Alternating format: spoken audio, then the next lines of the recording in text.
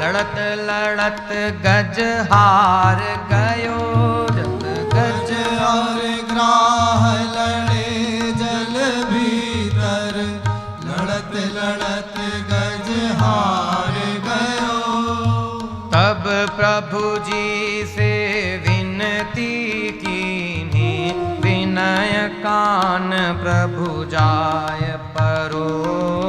तब प्रभु जी से विनती कीन्ही, विनय कान प्रभु जाय परो। तेरी प्रभु जान बगल ले गरुड़, देरी प्रभु जान बगल ले गरुड़, देरी प्रभु जान बगल ले गरुड़, देरी प्रभु जान बगल ले गरुड़। वह चाल हरि की क्या कहिए, क्या कहिए, देरी प्रभु जान बगल ले गरुड़।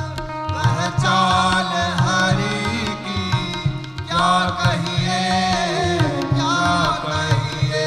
भगवान बचाते हैं ऐसे, निरहेतुक कृपा क्या कहिए, क्या कहिए। भगवान बचाते हैं ऐसे, निरहेतुक कृपा क्या कहिए, क्या कहिए। भगवान बचाते हैं ऐसे, निरहेतुक कृपा क्या कहिए, क्या कहिए। भगवान बचाते हैं ऐसे, निरहेतुक कृपा क्या कहिए, क्या कहिए। निरहेतुक कृपा क्या कहिए, क्या कहिए। निरहेतुक कृपा क्या कहिए, क्या कहिए। श्रीमन्नारायण भगवान की, श्री सुखदेव जी महाराज की। भगवान गरुड़ जी पर सवार होकर के चले, आर्त होकर के पुकारा। भगवान को लगा देर हो रही है, तो गरुड़ जी को बाजू में लेकर के भगवान वहां प्रकट हो गए। और पहले उस ग्राह मगरमच्छ का मुख भगवान ने चक्र से फाड़ा, भगवान के धाम चला गया। और इसके बाद भगवान ने उस गजेंद्र को, हाथी को अपने धाम भेजा। सुखदेव जी ने जब इस प्रसंग को सुनाया तो परीक्षित पूछ बैठे, गुरुदेव एक शंका हो रही है, इसका समाधान कीजिए। सुखदेव जी समझ गए, मुस्कुराए, कहा हाँ हम समझ रहे हैं तुम्हें शंका किस बात की है। हाँ गुरुदेव, पैर पकड़ा था उसने, वो दुख दे रहा था गजेंद्र को, तो पहले उसको भगवान ने क्यों भेज दिया अपने धाम, बाद में गजेंद्र को भेजा। जिसने शरणागति की वो बाद में गया, और जिससे दुखी होकर के शरणागति की थी हाथी ने, उसको पहले भेज दिया। इसका रहस्य क्या है? कहा परीक्षित, वो दासानुदास हो गया। हाथी भगवान की चरण शरण हुआ था, भगवान का दास हुआ, और उसने भगवान के दास का पैर पकड़ा था, इसका मतलब भगवान के दास का दास बन गया। यह बात है। तो भगवान ने मान लिया कि ये दासानुदास है और आर्त होकर के पुकार रहा है कि हमारा कल्याण हो जाए, तो इसलिए भगवान ने उसको पहले भेज दिया। कहा भगवान ऐसे ही दयालु हैं, ऐसे ही कृपालु हैं। क्यों? भगवान विचार करते हैं कि इसका साधन देखने लग जाएं कि इसने साधन क्या किया है। तो साधन करते करते अनंत जन्म बीत चुके हैं, लेकिन साधन सिद्ध नहीं हुआ। तो शरणागति क्या है? कहा शरणागति सिद्ध साधन है, उसको सिद्ध करना नहीं पड़ता है, सिद्ध साधन है। मतलब कैसे कहा जाए इसको? इसको ऐसे कहा जा सकता है, आज जो रेडी टू ईट सामान मिल रहा है ना बनाने की कुछ मेहनत करने की जरूरत नहीं, बस पैकेट खोलो, ऐसे है भगवान की शरणागति। शरणागति की उसी दिन से कल्याण के भागी हो गए। साधन को सिद्ध नहीं करना पड़ेगा, कर्म को, ज्ञान को, भक्ति को सिद्ध करना पड़ेगा, अन्य साधनों को सिद्ध करना पड़ेगा। और जब सिद्ध हो जाएंगे तब भगवान की प्राप्ति होगी, मोक्ष मिल सकेगा। ये सिद्ध साधन शरणागति, एकमात्र भगवान ही हमारे रक्षक हैं, एकमात्र भगवान ही हमारे स्वामी, हम उनके दास हैं, ऐसा। तो हाथी ने की। अब किसी भी भाव से शरणागति करे भगवान रक्षा तो करते ही हैं। जीवात्मा संसार बंधन से छूटने के लिए भगवान की शरणागति करे तो भगवान उसका कल्याण निश्चित करेंगे। फिर सारी जिम्मेदारी उसकी भगवान स्वयं अपने ऊपर ले लेते हैं। इसलिए कहा दोनों को अपना धाम भगवान ने प्रदान कर दिया। इन दोनों के पूर्व जन्म का प्रसंग सुनाया। शाप के कारण दोनों एक मगरमच्छ की योनि में, एक हाथी की योनि में आए थे। इस प्रसंग को सुना दिया सुखदेव जी ने और कहा परीक्षित, भगवान की कृपा ही इसमें प्रधान कारण है। इसलिए भगवान की कृपा के इस प्रसंग को, शरणागत रक्षकत्व के इस प्रसंग को जो सुनेगा, जो पढ़ेगा, वो सब कल्याण के भागी होंगे। इस तरह से गजेंद्रोपाख्यान सुना करके, गजेंद्र मोक्ष की कथा सुना करके सुखदेव जी फिर आगे चले। कहा ये चौथे मनवंतर की बात थी। हरि अवतार भगवान ने धारण किया, 5वें 6वें मनवंतर का वर्णन किया। फिर कहा अब आगे सुनाता हूँ। 6वें मनवंतर में भगवान ने सागर मंथन कराया था। देवताओं के ऊपर संकट आया, हिरण्याक्ष हिरण्यकश्यप मर गए। हिरण्यकश्यप के पुत्र प्रहलाद थे। प्रहलाद के पुत्र बलि हुए। बलि दैत्यों के राजा हुए और देवताओं का तथा दैत्यों का बहुत पुराना द्रोह विद्रोह है आपस में। तो फिर लड़ाई झगड़ा चालू हुआ, संग्राम चालू हुआ। देवता मार करके स्वर्ग से भगा दिए गए। देवता जा करके ब्रह्मा जी के पास पहुंचे। ब्रह्मा जी ने कहा भगवान के पास चले। भगवान के पास लेकर के गए सबको। भगवान ने कहा एक काम करो, सागर मंथन करो। सागर मंथन करोगे तो अमृत प्राप्त होगा। अमृत पान मैं तुमको करा दूंगा और तुम स्वस्थ हो जाओगे, शक्ति संपन्न हो जाओगे। फिर युद्ध करना, बस निश्चिंत रहना। फिर जैसा जैसा कह रहा हूं वैसे ही करना। भगवान ने समझाया देवताओं को। देवता आए, दैत्यों से याचना की, सब मिलकर के सागर मंथन करें, अमृत पान करेंगे, शक्ति संपन्न हो जाएंगे, आप भी और हम भी। फिर हमको और आपको भाइयों को कोई, क्यों कश्यप ऋषि की संतान है दोनों, एक दिति के पुत्र, दैत्य दिति के पुत्र और देवता अदिति के पुत्र। कहा हम भाई हैं, आपस में लड़ेंगे तो अच्छी बात नहीं है। शक्ति संपन्न हो जाएंगे, फिर हमारे समान कोई नहीं होगा। दैत्यों को ये बात सूझी कि हाँ ठीक है, चलो करो सागर मंथन। बड़ी विशाल और विचित्र लीला भगवान ने की सागर मंथन की। सागर मंथन कराया, मंदराचल पर्वत को लेकर के आए। वासुकी नाग को नेति बनाया, क्षीर सागर में डाला, मंथन चालू हुआ। पर्वत डूबने लगा। भगवान कच्छप रूप धारण कर लिए। बोलिए कच्छप अवतार भगवान की। फिर मंथन चालू हुआ, पर्वत ऊपर को उछलने लगा। भगवान पर्वत के ऊपर अजित अवतार धारण करके स्थित हो गए। फिर मंथन चालू हुआ, विश्व गलने लगा। वासुकी नाग, फिर भगवान ने रक्षा की। सब देवता भगवान की शरण हुए। फिर अनेक पदार्थ, दिव्य वस्तुएं निकली। सब जिसको जिसको जो चाहिए था ले लिया। लक्ष्मी जी प्रकट हुई। सबने चाहा हमको मिले, लेकिन लक्ष्मी जी किसी का वर्ण नहीं की। सब लाइन से खड़े हो गए।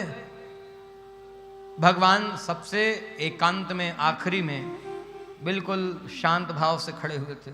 भगवान के गले में जो कमल पुष्प की माला लिए लक्ष्मी जी प्रकट हुई थी, वह माला भगवान के गले में पहना दी। भगवान लक्ष्मी जी को लेकर के चले गए। बोली लक्ष्मी नारायण भगवान की। फिर मंथन चालू हुआ। कालकूट विष निकला। भगवान का स्मरण करके शिव जी ने उसको पिया, सबको बचा दिया। उसके बाद फिर मंथन चलता रहा। ऐरावत हाथी, उच्चश्रवा घोड़ा आदि आदि सब निकले। हाथी को इंद्र ने लिया, घोड़े को दैत्यों ने लिया, बलि ने लिया। ये सब प्राप्त हो गया। फिर भगवान धन्वंतरी रूप में प्रकट हुए। अमृत कलश लेकर के, औषधि कलश लेकर के, यही आयुर्वेद के प्रवर्तक भगवान धन्वंतरी हैं। कौन? भगवान नारायण ही धन्वंतरी रूप में प्रकट हुए, जिनके अवतार का उत्सव आप लोगों ने दूसरे रूप में मनाया अभी गत धनतेरस को। धन त्रयोदशी वो भगवान धन्वंतरी के प्राकट्य का उत्सव है। अमृत कलश लेकर के प्रकट हुए, दैत्यों ने हाथ से अमृत कलश छीना और भग दिए। देवता फिर भगवान की शरण हुए, भगवान ने मोहिनी अवतार धारण किया। मोहिनी अवतार धारण करके दैत्यों को मोह में डाला, देवताओं को अमृत पान कराया और इस तरह से देवताओं का कार्य सिद्ध कर दिया। फिर युद्ध चालू हुआ, देवताओं के पास शक्ति थी, दैत्यों को मारा, मरने की स्थिति आ गई राजा बलि की। शुक्राचार्य आए, उनको युद्ध भूमि से निकाल करके ले गए और अपनी संजीवनी विद्या से स्वस्थ कर दिया, जीवित कर दिया, और फिर उसके बाद यज्ञ आदि करा के उनको और अधिक शक्ति संपन्न बनाया। इधर देवता शक्ति के अभिमान में और स्वर्ग प्राप्त कर लेने के अभिमान में गुरु का तिरस्कार कर बैठे। बस गुरु का तिरस्कार हुआ, सो गुरु की कृपा दृष्टि हटी और इनका अहित होने लग गया। शुक्राचार्य के ऊपर गुरु की कृपा, शुक्राचार्य की कृपा थी बलि के ऊपर, और देवताओं के गुरु बृहस्पति, इनकी कृपा नहीं थी। शुक्राचार्य को ये बात मालूम होगी, बोले अभी प्रहार करने का सही समय, करो प्रहार। प्रहार किया, फिर हारे।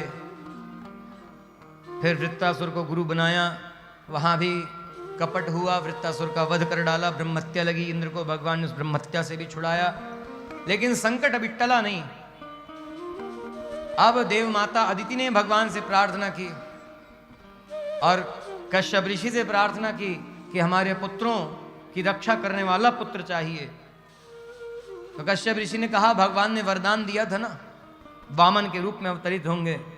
तो पयोव्रत का उपदेश किया। कश्यप ऋषि की पत्नी अदिति पयोव्रत करती रही। भगवान भाद्रपद शुक्ल पक्ष द्वादशी तिथि श्रवण नक्षत्र में वामन रूप में अवतरित हुए। बोलिए वामन भगवान की। भिक्षा मांगने गए राजा बलि के यहाँ, 3 पग भूमि मांगी। राजा हंसे, भगवान के रहस्य को समझ नहीं पाए।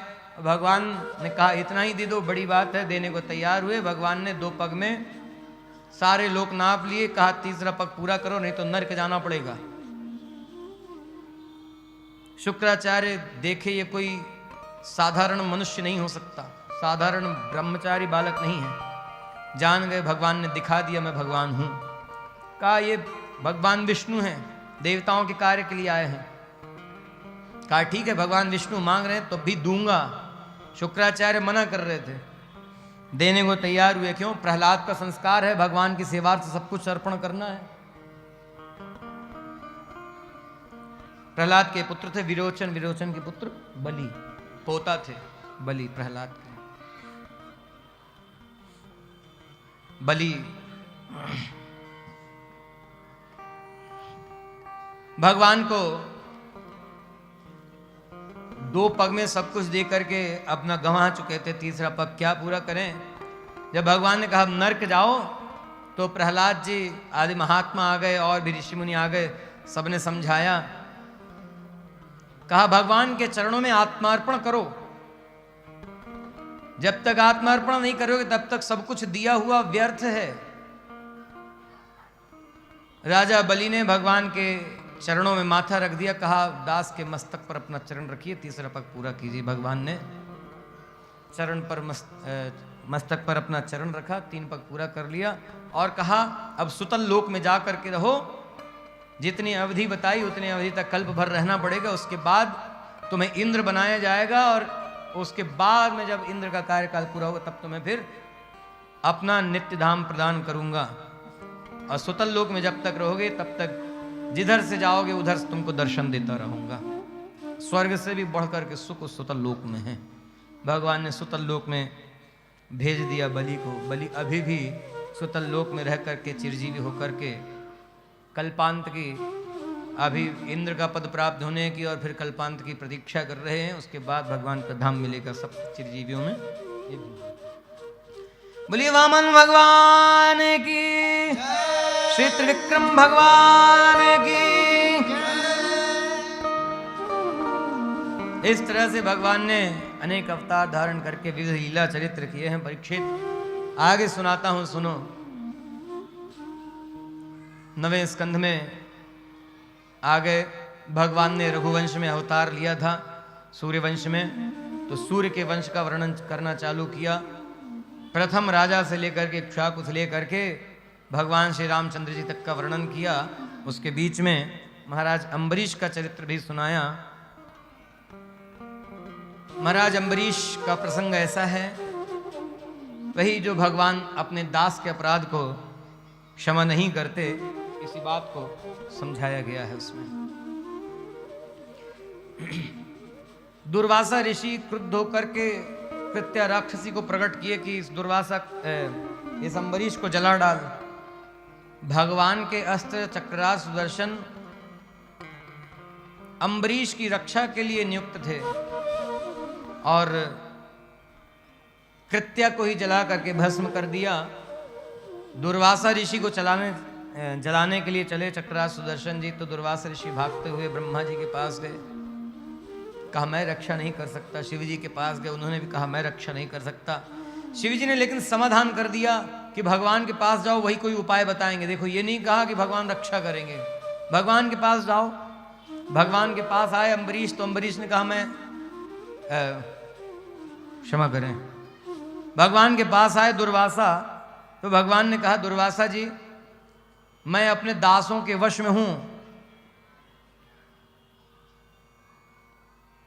और यदि आप कल्याण ही चाहते हैं तो जिनका अपराध आपने किया अम्बरीश का, उन्हीं के पास चले जाइए, वो क्षमा कर देंगे तो हो जाएगा। दुर्वासा भगवान के पास लौट करके आए, अम्बरीश के पास, अम्बरीश के चरणों में गिरे, क्षमा याचना की। अम्बरीश भी उनको साष्टांग प्रणाम करने लगे। कहा गुरुदेव ये क्या कर रहे हैं आप, इतने बड़े ऋषि हैं, मुझे प्रणाम कर रहे हैं, मैं पाप का भागी हो जाऊंगा। दुर्वासा ने प्रार्थना की, कहा मैं जल रहा हूं, इन चक्रराज जी को पहले शांत करो, फिर बाकी सब बात करेंगे बात। तो अम्बरीश जी ने प्रार्थना की चक्रराज सुदर्शन जी से कि आप शांत हो जाइए। चक्रराज सुदर्शन शांत हो गए, दुर्वासा का दुख दूर हो गया। और उसके बाद दुर्वासा प्रसन्न होकर के भगवान के दास की महिमा जान करके भगवान की स्तुति करके वहां से लौट करके चले आए। परीक्षित, सूर्यवंश में ही ये सब ऐसे प्रतापी राजा हुए हैं। इसी सूर्यवंश में एक राजा हुए खडवांग। खडवांग कैसे राजा थे, देवताओं को जरूरत पड़ती तो इनको ले जाते कि चलो हमारी तरफ से लड़ो और दैत्यों को मारो। एक बार गए हुए थे स्वर्ग में देवताओं के आमंत्रण पर, वहां रहते रहे और राजा खडवांग ने पूछा देवताओं से कि आप बताइए हमारी आयु कितनी शेष है। कहा 2 घड़ी शेष है। 2 घड़ी मतलब कुछ घंटे का समय। सुखदेव जी प्रशंसा कर रहे हैं इस बात की कि राजा खडवांग ने 2 घड़ी में ही भगवान को प्राप्त कर लिया। अभी तक संसार के सारे कार्य क्रियाकलाप में जब जो लगे रहे उसमें जरा भी मोह नहीं किया, परिवार में अपने राज्य राजधानी में जरा भी मोह नहीं किया, और 2 घड़ी में ही भगवान का ध्यान स्मरण करते हुए भगवत धाम को प्राप्त कर लिया खडवांग ने। आगे फिर इसी वंश में और भी राजा हुए, महाराज दशरथ हुए। हिरण्याक्ष हिरण्यकश्यप के रूप में जन्म लेकर के खूब अत्याचार किया था। किसने? जय विजय, जिनका पतन हुआ था। त्रेता युग में रावण और कुंभकर्ण के रूप में जन्मे, फिर अत्याचार किया। पृथ्वी दुखी होकर के ब्रह्मा जी के पास गई। ब्रह्मा जी पृथ्वी को और समस्त देवताओं को लेकर के भगवान के पास गए, भगवान से प्रार्थना की। भगवान ने कहा आप लोग अपने अपने अंश से हमारे लीला में सेवा सहयोग करने के लिए जन्म लीजिए, हम अवतार लेंगे महाराज दशरथ के पुत्र होकर के। सुखदेव जी बता रहे हैं परात्पर परब्रह्म भगवान महाराज दशरथ के पुत्र के रूप में अवतरित हुए। कब? अपने गुरुदेव के पास जाकर के सारी अपनी कथा व्यथा सुनाई दशरथ जी ने। तो वशिष्ठ जी ने कहा था आप चिंता मत करिए, 4 पुत्र होंगे और भगवान ही आपके पुत्र होंगे। दशरथ जी आ गए। वशिष्ठ जी ने कहा था पुत्रेष्टि यज्ञ कराएंगे। पुत्रेष्टि यज्ञ हुआ श्रृंगी ऋषि को बुला करके, और उसके बाद उस यज्ञ का प्रसाद पाकर के रानियां गर्भवती हुई, और उसके बाद भगवान अपने 4 अंशों से 4 रूप में अवतरित हुए। दशरथ जी महारानी कौशल्या के पुत्र के रूप में भगवान श्री रामचंद्र जी के रूप में प्रकट हुए। महाराज दशरथ और कैकेयी के पुत्र के रूप में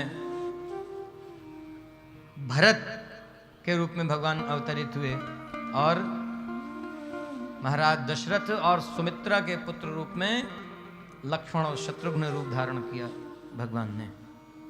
बोलिए श्री रामचंद्र भगवान की जय, श्री लक्ष्मण भैया की जय, श्री भरत भैया की श्री शत्रुघ्न भैया की श्री अयोध्या धाम की श्री सरयू महारानी की जय जय सीताराम। आइए भगवान श्री रामचंद्र जी के अवतार उत्सव को कुछ क्षण में मनाते हैं बधाई गीत के माध्यम से।